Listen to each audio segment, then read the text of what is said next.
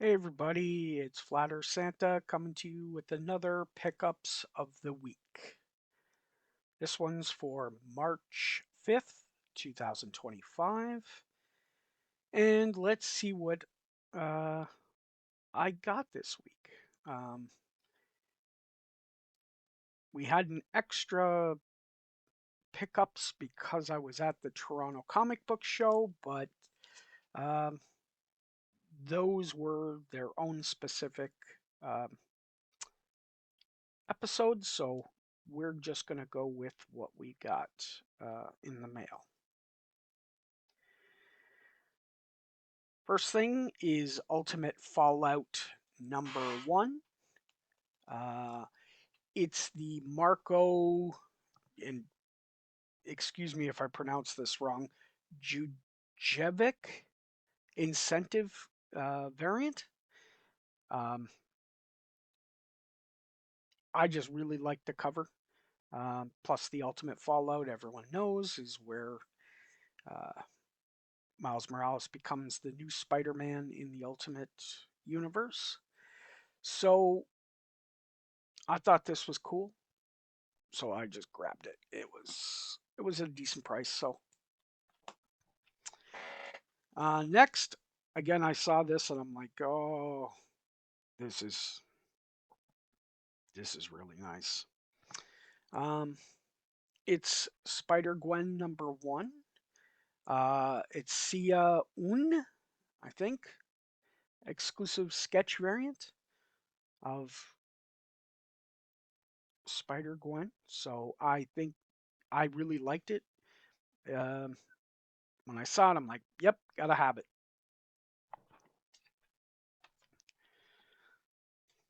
Next up, we have Tomb Raider 48, the Adam Hughes cover. Um, just absolutely awesome artwork. I love Adam Hughes, and this is almost rounded out my Tomb Raider run. So, uh, plus it's at the end of the run, so it's a little harder to get. Um, lower print run.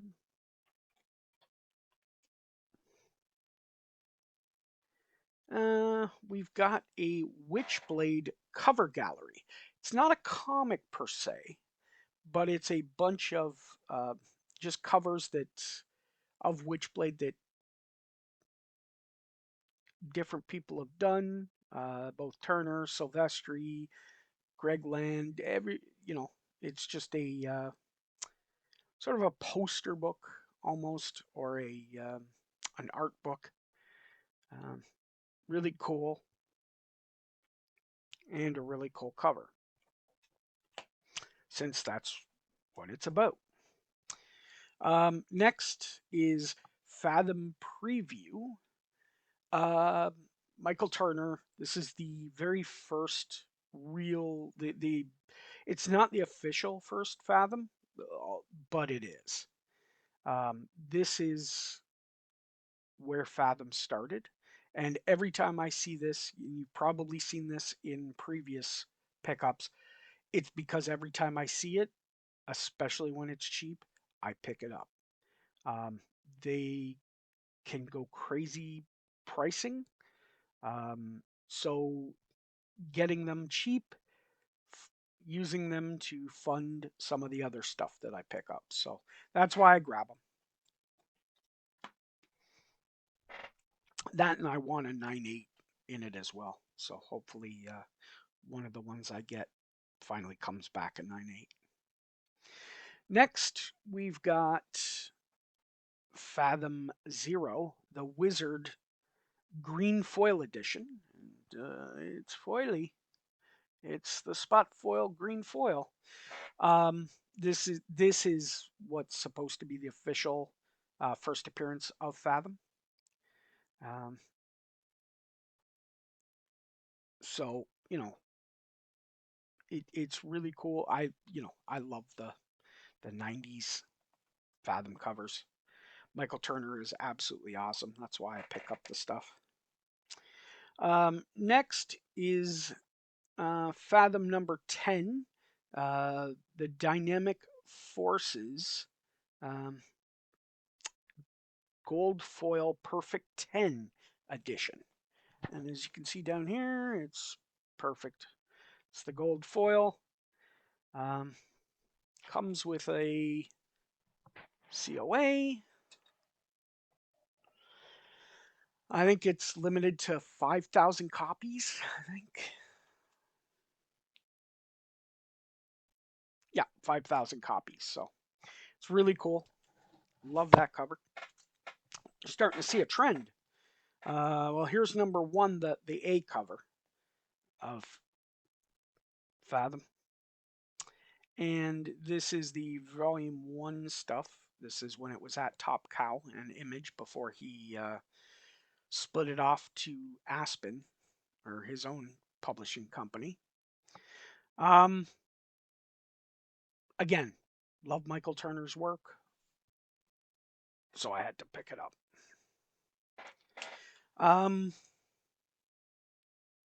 This is Fathom number one. It's the limited edition.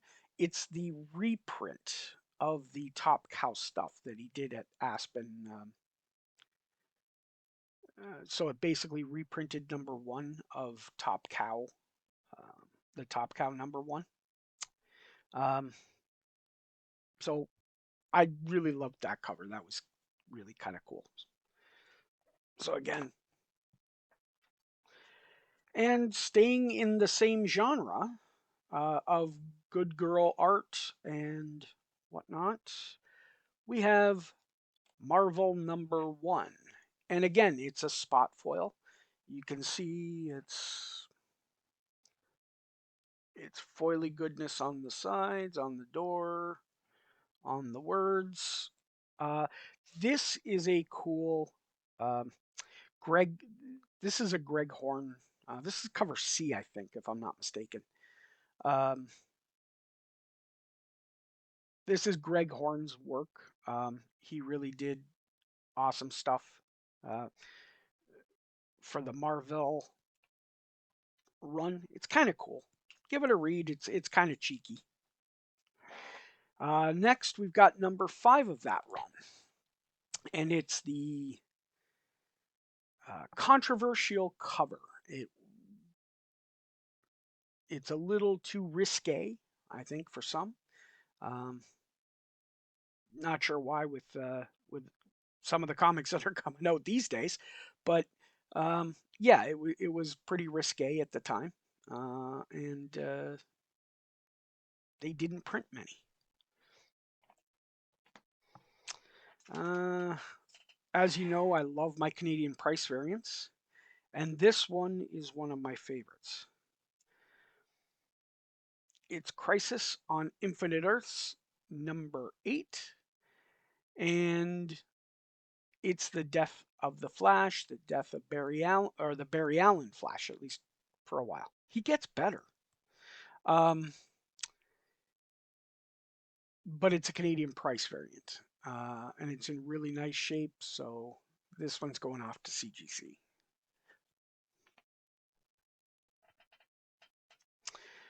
Next up,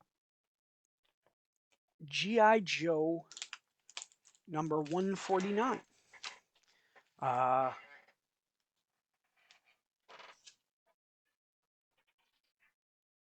Just an amazing cover. There's nothing. It's really late in the run. It only went to 155 for volume one. So it's a low print run GI Joe, so it gets expensive. And it's a cool cover with it looks like Serpentor, Dr. Mindbender, and Baroness, and Cobra Commander. Actually, no, I don't think that is Serpentor, but it looked like it was the Chariot. So it looks like Mindbender, Cobra Commander, Baroness. So really cool cover. Next, we've got The Legend of Zelda number 5. Now, this is the newsstand copy. This is the second print. Um, it's the 1 in 50 variant. And surprising, I didn't know they had variants till I got this for Zelda. Um, so really cool. Love the cover. It's Link, attacking one of the beasts. Next up, we've got Thundercats #2. Now, again, I think I've got this coming in a CPV, but it's newsstand Star Comics and it's Thundercats. A, the movie's coming out. B, newsstand Star Comics are very, very hard to find. Well, I mean, Star Comics are hard to find, but newsstand stars are even harder, especially in higher grade. So this one's really nice. I wouldn't say it's. I mean, it might be gradable. Might need some pressing and a little bit of cleaning, but well, maybe. We'll see. I'll definitely look it over and make that determination. Next, we've got the Marvel Chillers #1. And this is the first appearance of Mordred the Mystic. Really nice copy. Um, I love the Marvel Chillers run, especially I think it was the other #1 um, that was first. Oh, um, Dracula's daughter. I can't think of her name off the top of my head. Um, but it so the Marvel Chillers, the Bronze Age Marvel horror stuff, kind of cool to collect, especially when you get it in nicer grade. And that purple just pops. The purple and the yellow just come off the page.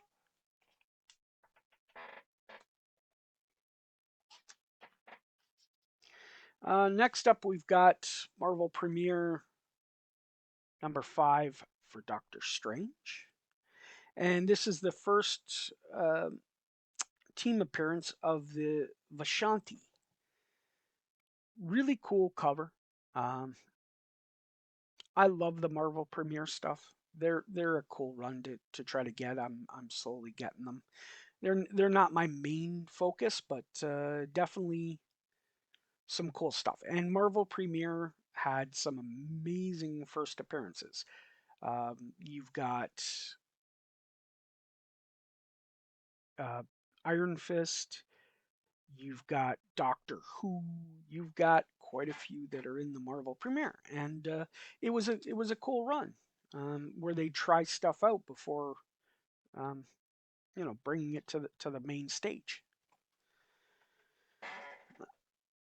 And speaking, same thing, Marvel feature. Marvel feature #1 with Red Sonja. This is the first solo Red Sonja story, um, where she wasn't in Conan, um, or she was originally in the Conan series, but this was her first solo series. So again, they're trying it out, seeing how it does with Marvel Premiere and Marvel Feature and Marvel. They're just trying stuff out, and it's cool. It's fun to find in nice grade, and I did. And to go with that, I've got a couple copies of this. So this one's I bought it as a set, and it went with that Marvel feature. Um, so this one's probably going to go on a claim sale or an auction. Um, Red Sonja #1. As I said, it went with the other, and it's in pretty nice shape. It's decently.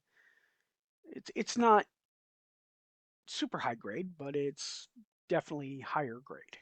So um, I'm a big fan of Red Sonja. I mean, let's face it, I want to find out what tape she uses for her bra to keep it in place, because I've got a soap dish that's just keeps falling down in the bathroom tub. So Red Sonia, let me know what product you use. I'd really appreciate it. Um, Next up, Hawkman #9. Yes, the original Hawkman series. Silver Age, goodness, and it is in beautiful condition. That purple just, I don't know if the camera's really doing it justice because in person it is unbelievably beautiful. Love this, Hawkman, Hawkgirl, really cool characters. They don't get enough love, and DC doesn't get enough love too. Um, when I saw it, it was a great price, so I grabbed it. Next, we have Doctor Who. It's the new adventures of Doctor Who. Um, it's an Amy Maberson exclusive variant, for Midtown Comics, and it's signed by Nick Abatis. So really cool. I'm a big Doctor Who fan, as you can see. Um, there's the TARDIS. There's the Dalek. We I absolutely love Doctor Who. So had to get that. Next, again with the signings, we've got Cadillacs and Dinosaurs. Now, this was a cartoon in the 90s, but it originally started as Xenozoic Tales. And I absolutely love Xenozoic Tales. The art style is amazing. Um, and it became Cadillacs and Dinosaurs. Well, this one specifically is the Tycho Toys edition because they brought out some of the toys for the line, but it's signed by the writer or by Mark Schultz or the creator of Xenozoic Tales and Cadillacs and Dinosaurs. So that is really cool. Uh, really awesome shape. Absolutely love it. And of course, can't have a stream without a little bit of Godzilla. And it's Godzilla #6. It's part of the IDW. That's the low print run stuff. Uh, it's signed by I think it's pronounced Water or Watcher. Uh, Dave Walker. Um, Again, I should know, but I don't. Um, just an awesome cover, and it's signed, and it has a COA to it where it was signed. So that's really cool. Uh, Keeping with the Godzilla theme and the IDW, we've got Kingdom of Monsters #1. This is the Eric Powell sketch variant. Now, you're like, Eric Powell, that sounds familiar. Yeah, he was the guy that did The Goon. Um, so it isn't the best Godzilla sketch that I've seen, but it is, you know, really cool that Eric Powell did a Godzilla run, and it was cool that he got to sketch it. So I thought it was great. Had to pick it up. I'm a huge Godzilla fan. Again, Transformers, Godzilla, GI Joe, Doctor Who. I mean, if it's there, I'm going to pick it up. Now, this next one, um, this was done by I got this off of a friend that was selling his Godzilla collection or parts of it. And this is one it took him, I guess, 3 years to get to track down and get it done. And it was done at a Godzilla convention. Well, this originally was from the Godzilla collection, Um, but it was, uh, but but thanks to Jim, he went and got it signed and remarked and sketched and everything. It's Godzilla Rulers of Earth from Matt Frank, and it is absolutely really cool. I mean, the only thing that I probably would have gotten better is maybe Art Adams doing a sketch for one, which I probably would. So I'm gonna have to definitely track down a blank for Godzilla and have him do it at a convention. And I missed him at, or I saw him at MegaCon, but I didn't have anything for him to do, so which kind of sucked. Um, we've got Daredevil 131. And I mean, it doesn't need any more introduction than that. It is what it is. It's the first appearance of Bullseye, and absolutely amazing, iconic cover and an iconic villain in the Daredevil universe. So I had to upgrade my copy. This is a really probably going to be about a 9.4 when it comes back. Um, Maybe if I'm lucky, a 9.6. Beautiful copy. Um, and it upgrades mine. Mine, I think, was probably about a 7580. So I was absolutely ecstatic finding this copy at the price that I got it. So that's really cool. And again, as you know, I'm a big Canadian price variant fan. It's not a huge key or anything, but it's the What If 36. It's what if the Fantastic Four had not gained their superpowers? What would happen? Um, but it's a Canadian price variant. And it was absolutely super cheap, so I wasn't complaining. Um, and I got a cool Canadian price, another cool Canadian price variant slab, so I'm quite happy. And it's a cool homage cover um, to I think it's to Fantastic Four #1. So absolutely love it. These were the pickups that I got this week. Um, get out there, let me know what you got. Share in the comments because I always love hearing what other people got. Let me know what you think of some of the pickups that I did get. Whether you like them, didn't like them, just let me know. Share in the comments and please like and subscribe the videos. It absolutely helps the algorithm and helps the channel. Um, so again, I will see you guys next week with another pickups and get out there, find your diamond in the rough, find your passion for collecting, keep collecting, and again, as Red Green always says, keep your stick on the ice.